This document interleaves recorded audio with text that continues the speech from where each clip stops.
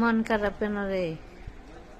শাক রাঁধছি নাই লাইনি, হ্যাঁ শাক উঠাই আনছি আবার রান্না খাওয়াইতাম। তো তুই মাসি আর কি লিগে আছে? মাসি আর কি লিগে আছে?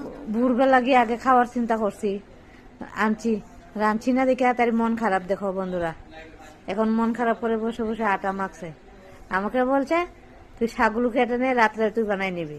আমি পারবো না, আমার কোমরে ব্যথা। বানাই খাও, খাওয়া যায় মুগা। নুনুর লগে টিকিট করাই দে, কোট মিস করাই দিয়ে যাম একবার বাড়িতে। তাই আমি কইছি শাক যখন তুললে আনছস তুই শাকটা একটু রান্না কর, তাই করছে না।